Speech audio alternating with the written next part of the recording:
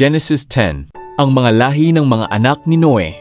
Una, ito ang salaysay tungkol sa mga pamilya ng mga anak ni Noe na sina Shem, Ham at Japhet. Nagkaroon sila ng mga anak pagkatapos ng baha. Pangalawa, ang mga anak ni Japhet na lalaki ay sina Gomer, Magog, Madai, Javan, Tubal, Meshek at Tiras. Pangatlo, si Gomer ay may mga anak din na lalaki na sina Ashkenaz, Rifat at Togarma. Pang-apat, ang mga anak naman ni Javan ay sina Elisha, Tarshish, Kittim at Dodanim. Panglima, ito ang mga lahi ni Japhet. Sila ang pinagmulan mga tao na nakatira sa mga dalampasigan at mga isla. Ang bawat pamilya nila ay nakatira sa sarili nilang lugar na sakop ng bansa nila at may sarili silang wika.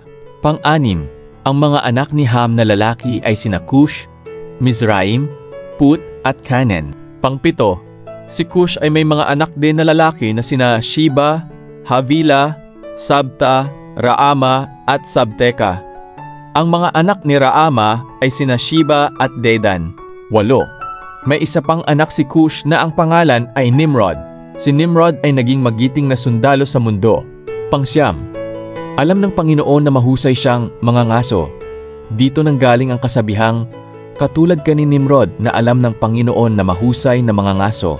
Pang-10, at ang pinagsimulan ng kanyang kaharian ay ang Babel at ang Erek at ang Akkad at ang Kalne sa lupain ng Shinar.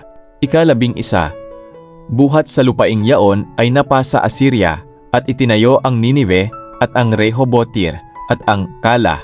Pang-12, at ang Resen sa pagitan ng Ninive at ng Kala.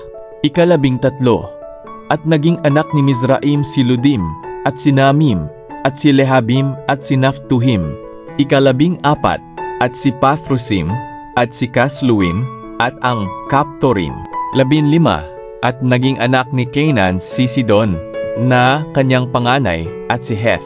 16, at ang Jebuseo at ang Amoreo at ang Gergeseo. 17, at ang Heveo at ang Araseo at ang Sineo.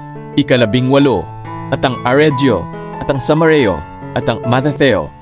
At pagkatapos ay kumalat ang mga angkan ng Kananeo. 19, at ang hangganan ng Kananeo ay mula sa Sidon kung patungo sa Gerar hanggang sa Gaza kung patungo sa Sodoma at Gomora at Adma at Zeboim hanggang Lasa. 20, ito ang mga anak ni Cham ayon sa akika nilang angkan, ayon sa akika nilang wika, akika nilang mga lupain, sa akika nilang mga bansa.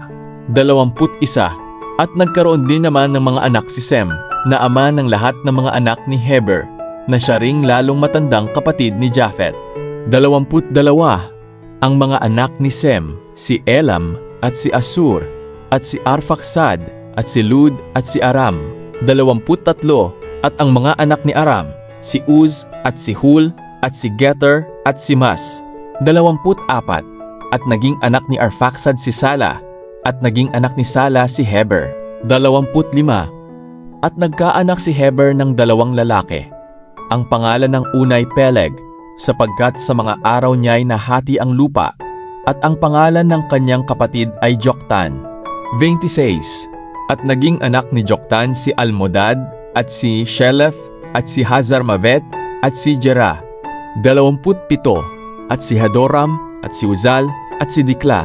28, at si Obal at si Abimael at si Sheba.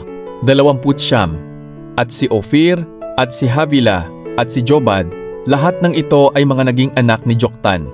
30, at ang naging tahanan nila ay mula sa Mesa kung patungo sa Sephar na siyang bundok sa silanganan. 31, ito ang mga anak ni Sem ayon sa kani-kanilang angkan, ayon sa kani-kanilang wika, sa kani-kanilang lupain, ayon sa kani-kanilang bansa. 32, ito ang mga angkan ng mga anak ni Noe, ayon sa kani-kanilang lahi, sa kani-kanilang bansa, at sa mga ito nangabahagi ang mga bansa. Pagkatapos ng bahang gumunaw,